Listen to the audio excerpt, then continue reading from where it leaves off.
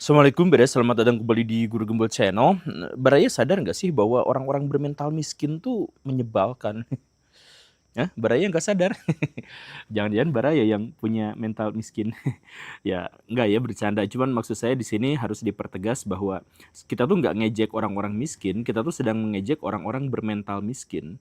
Dan dalam teori sosial yang sangat ekstrim, orang-orang bermental miskin itu ada bukan untuk kita ajak berteman, ada bukan untuk kita ajak berpartner, tetapi ada karena kita membutuhkan orang yang bisa kita manfaatkan dan eksploitasi gitu.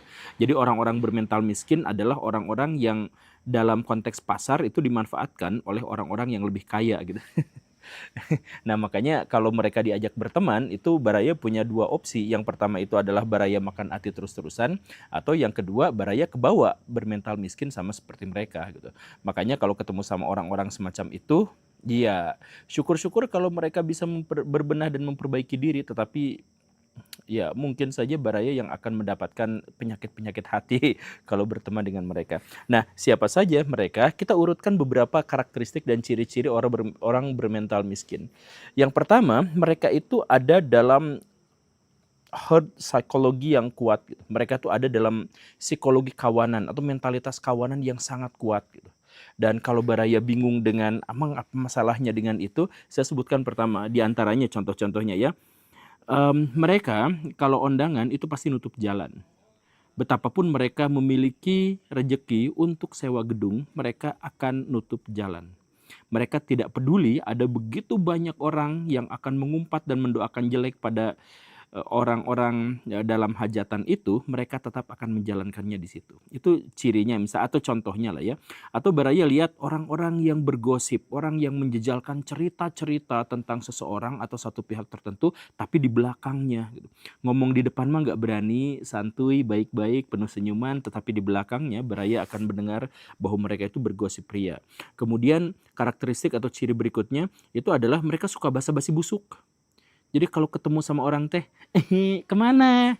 Oh ya, padahal istilah yang dimaksud dengan kemana itu kan nggak penting juga, nggak berfaedah juga. Orang-orang yang bermental kaya itu kalau berpapasan dan ingin menyapa, mereka ngomongnya ya langsung to the point. Hoi, apa kabar bro gitu. Kabar baik bro. Oke ya, yang kayak gitu kan. Itu adalah sesuatu yang ya bukan dibikin-bikin, bukan dibuat-buat, tetapi orang-orang dengan mentalitas miskin itu adalah orang yang eh, menyeru dengan sesuatu yang anfaedah gitu. Mau kemana? Oh ke Sata. Oh iya iya iya, saya duluan ya. Nah itu kan sebenarnya basa-basi busuk yang dia nggak tahu maknanya apa gitu. Seandainya temennya tahu bahwa saya mau pergi ke luar angkasa gitu, ya misalkan gitu ya dia juga nggak peduli juga kan. Jadi cuman basa-basi busuk aja gitu. Dan kemudian ciri berikutnya orang-orang yang punya herd mentality itu adalah orang yang suka ikut campur urusan orang dan mengajukan pertanyaan-pertanyaan yang berhubungan dengan urusan orang. Apakah kamu gay? Kapan nikah? Kapan punya anak? Kamu rumahnya di sana ya? Oh di sana tuh itu tuh yang ada prostitusi online itu ya yang di situ ya. Jadi mereka tuh ikut campur urusan orang dan kemudian berusaha masuk dengan pertanyaan-pertanyaan, dengan obrolan-obrolan yang so akrab, so dekat, tapi sebenarnya itu adalah toxic positivity gitu ya. Kemudian mereka juga sering minjem duit. Tapi sebelum mereka berniat untuk mengembalikannya, mereka lebih mungkin untuk minjem duit berikutnya. Baraya pernah kan ketemu sama orang yang minjem duit lah ntar dibayar gitu. Seminggu kemudian bukannya ngembaliin malah pinjem lagi lah. Nanggung yang kemarin kan gini. Nah gitu kan. Nah ini adalah orang-orang yang punya masalah dalam herd mentality atau herd psikologi gitu, mentalitas kawanan. Nah, jadi mereka-mereka itu adalah orang yang menganggap bahwa fasilitas umum, ruang-ruang publik itu disediakan untuk mereka gitu. Mereka itu tidak bisa memisah mana kepentingan pribadi dan mana kepentingan kelompok gitu. Makanya mereka itu biasa kalau hajatan nutup jalan. Karena apa? Karena bagi mereka jalan itu adalah miliknya. Mereka biasa memarkirkan mobil dan atau motor di pinggir jalan atau bahkan di jalan. Karena apa? Karena mereka berpikir bahwa jalan itu adalah miliknya. Nah, dalam bahasa psikologi yang sangat sederhana, karakteristik atau mentalitas kawanan itu memang akrab dengan orang-orang bermental miskin. Kenapa? Karena miskin itu harus kita terjemahkan sebagai kerawanan untuk hidup.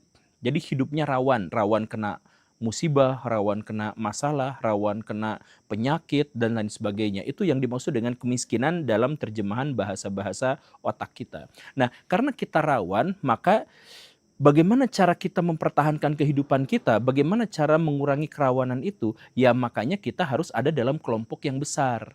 Nah, karena kita harus ada dalam kelompok yang besar, maka kita memahami bahwa, oh saya sudah ada di wilayah sini, berarti saya tuh orang sini, berarti saya tuh dikelilingi sama tetangga sini, berarti saya adalah warga lokal. Jadi kalau misalkan ada yang bikin jongkok di situ, kita datang, Pak saya warga lokal Pak, ini kan Bapak bikin jongkok di sini gitu ya. Jadi hal-hal yang milik publik, milik umum itu dianggap diklaim sebagai milik pribadinya gitu.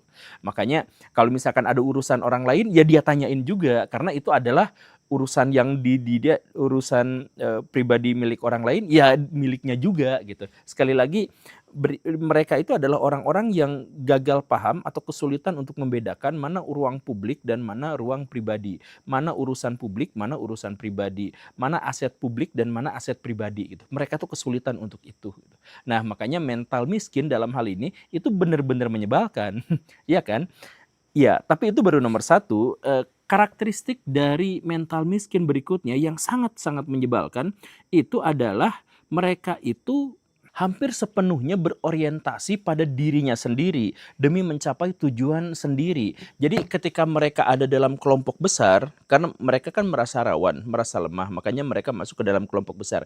Tapi di kelompok besar itu, alih-alih mereka berpikir untuk apa yang bisa saya lakukan untuk kelompok itu, mereka berpikir bagaimana caranya agar kita tuh menjadi parasit yang baik dan benar. Bagaimana caranya agar orang-orang itu tuh menjadi inang bagi kehidupan kita gitu. Nah, orang-orang yang di luar sana itu ya diperlakukan dalam konteks siapa yang paling mungkin dimanfaatkan. Dan karena itulah maka orang-orang ini tuh gak punya empati. Karena fokusnya itu adalah tentang dirinya sendiri gitu.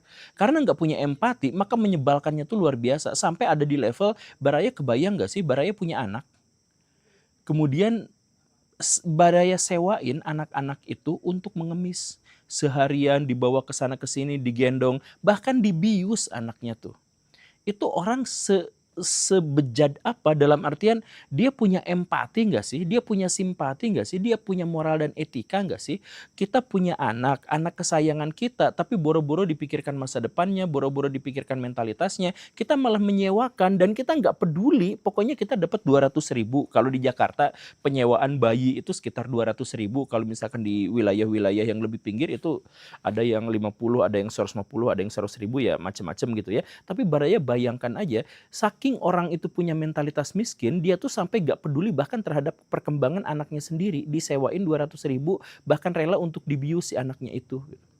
Kan begitu, panas kepanasan, hujan kehujanan, ya orang tua mana sih yang tega anaknya diperlakukan seperti itu? Tapi kalau orang punya mentalitas miskin, mereka tuh tega, mereka tuh gak peduli gitu. Ya karena apa? Empatinya kurang. Atau Baraya cek misalkan ya ada kejadian, truk terguling, barang-barang berhamburan di jalan, bukannya ditolongin, dijarah dong. Nah itu orang-orang yang bermental miskin tuh begitu. Mereka tuh berpikir bahwa saya tuh cukup miskin sampai segala perbuatan paling kriminal saya yang saya lakukan itu pun harus dimaklum gitu. Jadi ada yang kecelakaan ya dijarah. Pas ditanya kenapa kamu menjarah yang seperti itu? Ya Pak kita sebagai rakyat kecil, sebagai orang miskin ya kalau ada kesempatan kan itu juga jatuh di situ Pak, udah banyak yang berserakan, kan nggak bisa juga dijual lagi, dipakai lagi, jadi kita ambil aja. Segala jenis urusan alasan itu mereka keluarkan. Karena apa? Karena mereka itu adalah orang-orang bermental miskin, yang orientasinya, pikirannya itu adalah tentang dirinya saja, dan mengabaikan perasaan, mengabaikan nasib dari orang lain. Nah, menyebalkan kan? Menyebalkan. Makanya kalau Baraya ada teman yang punya mental miskin dan seterusnya, kalau tidak bisa mengubah, jauhi. Karena itu bisa toksik buat Baraya. Itu contoh karakter yang kedua. Kemudian contoh karakter yang ketiga, itu adalah mereka tuh mikirnya tuh pendek-pendek Baraya. Tidak mau mikir jauh ke depan. Mereka tuh mikirnya pendek-pendek. Sesimpel gini, kalau ada caleg, kalau ada calon kepala daerah atau pemimpin daerah, itu datang ke mereka terus nyogok 20.000, 30.000, 40.000, mereka tuh pasti nyoblos orang itu. Kemudian dinasehatin, nanti kalau ada yang ngasih amplop, bolehlah terima amplopnya, tapi jangan dicoblos orangnya, karena dia pasti korupsi. Nah, orang-orang bermental miskin tuh nggak peduli soal itu. Mereka mikirnya kalau saya dapat 20.000 ya udah, saya coblos orang itu. Kan begitu, karena apa? Karena mikirnya pendek. Dia nggak berpikir jangka panjang yang, kan mikirnya kalau kita yang berpikir jangka panjang itu ya, kalau misalkan ketemu sama orang yang menyaleg kemudian dia ngasih duit ke kita, berarti dia itu utangnya pasti gede gitu dan harus balik modal segera, dan karena itu maka meniscayakan untuk korupsi. Bahkan dengan bagi-bagi uangnya aja udah bentuk korupsi gitu kan. Kan kita mikirnya gitu, tapi kan orang-orang bermental miskin tuh nggak kepikiran itu. Ya kalau dia dapat duit ya udah syukur gitu. Bahkan saya tuh punya temennya itu caleg caleg di salah satu partai politik gitu. Nah, dia tuh awalnya tuh idealis gitu ya, mikir, oh gagasannya gini, idenya begini, oh nanti penerapannya begini, nanti evaluasinya begini, pertanggungjawabannya begini. Nah, kemudian disampaikanlah kepada rakyat, rakyat bla bla bla bla bla bla. Rakyat yang bermental miskin gak peduli dengan gagasan, gak peduli dengan ide, gak peduli dengan solusi. Mereka tuh setelah kampanyenya beres, mereka tuh datang berbondong-bondong. Pak, ada ongkosnya Pak, ada uangnya. Ya segitu doang gitu. Dan di Indonesia tuh banyak, karena apa? Karena mereka diternak. Karena apa? Karena politikus-politikus jahat itu lebih membutuhkan mereka daripada orang-orang yang terdidik dan terpelajar. Mereka tuh orang-orang yang buang sampah ke sungai. Gak kepikiran bahwa nanti akan bikin banjir, itu gak kepikiran. Ya itu mau urusan nanti aja, ngunyung-ngunyung ya. Ya sekarang mah kita ya gitu aja, hidup lah, gak usah mikir jauh-jauh lah, yang penting besok kita bisa makan. Itu orang-orang bermental miskin tuh yang seperti itu. Menyebalkan, dan sekali lagi ya, kalau Baraya tidak mampu mengubahnya, pergi jauh-jauh dari circle itu. Karena Baraya bisa ikut-ikutan menjadi bagian dari kebodohan mereka. Kemudian ciri yang keempat, yang keempat lah ya. Ciri yang keempat itu adalah bahwa mereka itu punya karakteristik, karena abstraksi mereka rendah, maka mereka itu fokus pada simbol-simbol. Fokus pada tempurung, fokus pada penampilan. Jadi kaya tuh bukan prioritas, karena yang paling penting adalah gimana caranya terlihat kaya. Jadi rumah butut tuh yang penting bergaya di depan. Jadi kalau mau beli sesuatu, yang penting tuh yang kelihatan sama tetangga, sama teman-teman bahwa kita tuh punya prestis gitu. Jadi kita tuh tampangnya warung Tegal, tapi kita tuh inginnya restoran mahal gitu. Jadi datangnya tuh ke sana gitu. Jadi ada uang sedikit beli mobil walaupun nggak punya garasi. Ya kayak gitulah. Karena apa? Karena yang paling penting tuh bukan kekayaan kita, tetapi bagaimana kita terlihat kaya gitu. Itu mental-mental miskin tuh kelihatannya di situ, karena mereka tuh fokusnya di simbol. Contoh, kalau ada mahasiswa atau anak sekolah ngerjain tugas tuh mereka tuh bukan soal gimana caranya agar tugas itu digunakan untuk mengasah kemampuan mereka, ketajaman mereka dalam menganalisis dan sebagainya. Enggak, mereka kepikiran yang penting ngumpulin. Makanya kan sering mahasiswa-mahasiswa kita kalau ditagih dosen tugas, Pak ini Pak yang penting kan ngumpulin isinya, isi chat GPT, copy paste dari Google, mereka nggak peduli, mereka joki dan sebagainya, mereka nggak peduli karena apa? Yang penting nilai, yang penting ijazah. Nah ijazah itu kan bisa diperlihatkan, ijazah itu simbol-simbol gitu. Jadi esensinya tentang apakah dia bisa bernalar, apakah dia bisa berlogika, apakah dia bisa berkontribusi terhadap masyarakat, itu gak peduli. Karena yang paling penting bagi mereka itu adalah simbolnya. Saya lulusan S1, ini buktinya. Saya lulusan S2, ini buktinya. Walaupun pakai joki dan sebagainya. Kan begitu. Nah, itu mereka tuh emang, makanya ada kalangan agamawan di Indonesia tuh yang hobi banget mengkoleksi, menternak orang-orang bernalar rendah itu. Karena kalau jadi agamawan, gak usah berilmu, cukup menggunakan simbol-simbol, udah langsung orang-orang bermental miskin itu ngerubutin mereka. Kan segampang itu. Makanya saya katakan sekali lagi, dalam teori-teori evolusi sosial yang paling ekstrim, keberadaan orang-orang bermental miskin itu memang disengaja ada karena mereka ada untuk dimanfaatkan saja. Begitu. Karena ya itu, bahkan mereka itu juga fokusnya pada simbol-simbol. Saya kan pernah bikin seminar gitu, seminar keguruan. Saya ajak itu orang-orang akademisi, orang-orang terkenal masuk ke situ. Dan luar biasanya apa? Luar biasanya antusiasme guru-guru datang ke sana itu cukup membuat saya percaya diri.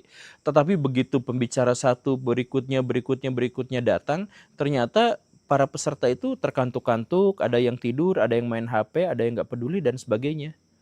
Dan akhirnya setelah acaranya selesai berbondong-bondonglah datang ke panitia. Pak maaf sertifikatnya bisa langsung diambil. Jadi mereka tuh fokusnya itu bukan pada ilmunya, bukan pada keterampilannya, bukan pada kompetensinya, tapi pada sertifikatnya biar bisa dipakai. Kan gitu. Nah inilah yang akhirnya ya itu gak semua guru kan saya cerita tuh di situ ya di seminar itu. Jadi ternyata banyak sekali orang-orang bermental miskin kalau Baraya hidup dengan mentalitas seperti itu, dengan kualitas nalar seperti itu, Baraya itu nggak akan beranjak kaya. Nggak akan beranjak kaya. Karena Baraya itu fokus ya hanya pada hal-hal yang berhubungan dengan simbol. Baraya mungkin saja terlihat kaya, tetapi nggak mungkin Baraya menjadi kaya. Gitu kan. Dan kalau misalkan soal ijazah, misalkan yang tadi ya, ijazah tuh kalau memang benar-benar Baraya butuh ijazah tuh nggak usah kuliah. Di Google itu banyak, bahkan di salah satu platform aplikasi jual beli online, itu disediakan ijazah palsu gitu. Ijazah asli tapi palsu katanya. Aspal gitu ya. Yang kalau misalkan S1 tuh harganya 24 juta gitu. Ya jadi maksud saya adalah kalau Baraya mau dapat ijazah ya udah aja beli. 24 juta mah itu lebih murah daripada kalau Baraya menghabiskan waktu 4 atau 5 tahun kemudian SPP dan sebagainya untuk kuliah di kampus-kampus. Kalau Baraya beli ijazah sederhana, Baraya akan ditawari nanti IPK-nya berapa, kelulusannya apa, kemudian tahun di kampus mana Baraya kuliah dan sebagainya itu udah lengkap dan nanti dapat ijazahnya juga ijazah yang bisa dipakai untuk ngelamar gitu. Maksud saya adalah kalau Baraya mau fokus hanya pada simbol-simbol bukan pada ilmu dan kompetensi ya udah beli aja ijazah gitu. Ngapain juga sih kuliah secapek-capek gitu selama-lama. Tapi kan itu yang diinginkan oleh banyak masyarakat kita yang bermental miskin gitu. Saya nggak lagi nyindir loh ya. Jadi kepikiran malah. Tapi itu ciri berikutnya ya. Nah kemudian ciri yang kelima atau keenam, ya saya lupa ya nanti koreksi. Ciri kelima aja lah ya. Kemudian ciri yang kelima adalah orang-orang bermental miskin itu adalah orang yang ngelunjak. Kenapa ngelunjak? Karena mereka itu menganggap bahwa rezeki itu adalah jarang mereka dapatkan. Karena mereka mindsetnya itu adalah saya miskin, saya tidak mampu, saya tidak berguna. Kan pikirannya gitu. Karena itu ketika mereka mendapatkan bantuan atau mendapatkan rezeki nomplok atau mendapatkan rezeki yang tidak tersangka-sangka, tidak terduga-duga, maka mereka tuh pasti akan memanfaatkan itu sehabis-habisnya dan kemudian mencoba untuk melakukan milking terhadap rejeki nomplok yang tidak terduga itu. Jadi kalau Baraya tiba-tiba ngasih ke mereka duit nih 1 juta buat kamu gratis gitu. Orang-orang bermental kaya itu langsung kepikiran satu waktu nanti saya akan balas budi sama orang itu karena dia udah ngebantu saya ngasih duit 1 juta rupiah. Itu orang bermental kaya. Orang bermental miskin, wah saya dikasih 1 juta, dia minggu depan bakal minta lagi. Minggu depannya dia bakal minta lagi dan seterusnya. Dan ketika dia gagal untuk diberi, dia tuh justru malah marah. Baraya ngasih sekali, 2 kali, 3 kali. Dia bilang makasih, makasih, makasih. 4 kali, 5 kali, 6 kali, makasih, makasih, makasih. Ke-7 kalinya Baraya diminta, kemudian Baraya nolak, maka Baraya tuh rumahnya bisa dibakar. Dia tuh tiba-tiba marah, dia tuh tiba-tiba ngomong ke kita tuh pelit gitu. Betapapun kita udah ngasih begitu banyak, pas sekalinya dia minta dan gak dikasih, kita tuh langsung di blacklist, kita tuh langsung disebut sebagai orang yang pelit. Gitu. Dan kalau Baraya gak percaya kan ada kejadian yang cukup terkenal tahun 2014-an kalau gak salah. Umi Pipik yang dulu adalah istrinya almarhum Uje, itu kan orang baik. Saking baiknya ada anak muda, ada anak kecil ditolong, dikasih duit dan sebagainya gitu ya. Tapi kan pada akhirnya apa? Rumahnya dibakar. Karena ada orang yang selalu ditolong, kemudian satu waktu Umi Pipiknya tidak menolongnya, tidak memberinya, dianya kesel, rumahnya dibakar. Kan kayak gitu, orang-orang bermental miskin itu bukan hanya menyebalkan, tapi bisa sampai masuk ke dalam kategori berbahaya. Makanya saran saya sekali lagi, kalau Baraya punya kesempatan untuk mengubahnya silahkan, tapi kalau tidak jauhi. Karena mereka hanya ada untuk dimanfaatkan. Dan karakter kelima atau keenam, saya tuh lupa ya. Dan karakter kelima atau keenam yang menunjukkan orang-orang bermental miskin itu adalah orang-orang yang nggak mau belajar. Jadi kalau Baraya ketemu sama mereka, kepalanya tuh udah batu banget Baraya. Dikasih masukan, egonya malah naik, dikritik apalagi. Jadi saya tuh sering ketemu sama orang-orang, saya tuh kan saya tuh punya kelasnya gratis ya Baraya. Komunitas bebas utang. Di sana tuh saya ajarin gimana memanage uang, saya ajarin bagaimana supaya berpenghasilan, saya bahkan kasih pekerjaannya. Pekerjaannya mau beternak saya kasih, pokoknya mah lengkap dengan nanti kalau beternak dijualnya kemana itu udah dikasih semuanya tuh. Karena saya tuh pengen nolong. Tapi yang ditolong itu susahnya tuh luar biasa gitu. Ada orang yang berhutang gede, saya punya jasa konsultasinya gratis, apa semuanya tuh gratis gitu. Tapi alih-alih, Pak, saya tuh gak butuh ilmu itu Pak, gak butuh diceramahin Pak, saya tuh butuh duit Pak, sekarang please pinjamkan saya uang. Jadi banyak orang yang ditawarin, dikasih fasilitas, dikasih kelas, kelasnya juga dikasih AC, di dalamnya dikasih makan juga, gak bayar sepeser pun, cuma ngongkos pulang pergi dan seterusnya. Dikasih ilmu, dikasih game, dikasih semuanya fasilitas agar Baraya bisa bertahan. Tapi banyak orang yang justru gak mau. Udahlah Pak, ini uangnya aja gitu, saya butuh uangnya sekarang juga. Nah, orang-orang yang mental miskin itu gak bisa dipapatahan gitu. Gak bisa diajak ngomong, gak bisa diajak mikir, karena mereka tuh fokusnya adalah gimana caranya saya dapat duit hari ini juga gitu. Kan gitu. Makanya coba Baraya ngobrol sama orang-orang nasabah pinjol, nasabah judol gitu. Coba Baraya ngobrol. Baraya yang punya teman judol misalkan, ajak ngobrol. Itu scam. Ngomong, udah kepala batu. Mereka udah rugi terus-terusan juga tetap aja nggak mau. Kok udah kepala batu. Sampai akhirnya satu-satunya jalan untuk membuat mereka sadar itu adalah mereka harus dibuat semiskin-miskinnya sampai benar-benar tidak berdaya secara absolut. Baru mereka sadar, oh iya ya pinjol dan judol itu ternyata berbahaya. Susah. Jadi saya ngalamin itu banyak hal-hal yang semacam itu Baraya. Makanya ada sebuah tantangan, saya lupa, tapi ada sebuah tantangan dari seorang ilmuwan yang bikin sosial eksperimen gitu. Jadi ada fakir miskin dikasih duit 1 miliar gitu. Dan kurang dari 1 tahun udah langsung miskin lagi, bahkan utangnya jadi lebih banyak gitu. Karena orang-orang bermental miskin itu mereka nggak tahu cara menggunakannya, dan ketika diajarin bagaimana cara menggunakannya mereka nggak mau. Makanya langsung aja impulsif, ini beli, mumpung gitu ya. Nah ketika mereka sudah ketagihan dengan beli itu, akhirnya apa? Akhirnya ya mereka berhutang, dan akhirnya kalau Baraya kasih orang-orang bermental miskin itu 1 miliar, maka dalam waktu 1 tahun dia akan berhutang 1 miliar. Iya, makanya please ya Baraya, sekali lagi ya, kalau ada perkataan saya yang terkait dengan karakter dan mentalitas orang miskin ternyata ada pada Baraya, saya mohon maaf, saya tidak sedang menyindir Baraya dan seterusnya. Tapi kalau Baraya ada di situ, kebetulan ada di situ, segera bertaubatlah. Ini demi kebaikan bersama, demi kebaikan Baraya, demi kebaikan keluarga Baraya. Mental miskin itu sangat berbahaya. Karena gini, pada prinsipnya kemiskinan itu sebenarnya bisa diatasi dengan mudah di dunia modern tuh. Karena apa? Karena Baraya tuh sekarang kerjaan tuh sebenarnya banyak. Bahkan ketika Gibran tidak memberikan 19 juta lapangan pekerjaan, adalah hampir mustahil orang modern di Indonesia sekarang tidak berpenghasilan atau tidak memiliki kecukupan. Itu sebenarnya hampir mustahil.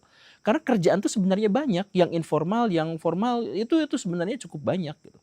Nanti kapan-kapan kita buktikan pernyataan saya bahwa sebenarnya kita tuh punya peluang untuk berpenghasilan gitu. Cuman masalahnya mau atau enggak.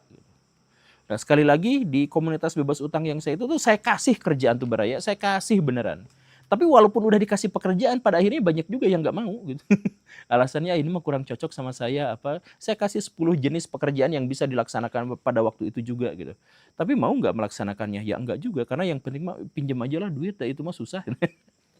Susah untuk dipapatahan, susah untuk dikasih tahu, susah untuk diberikan pencerahan gitu.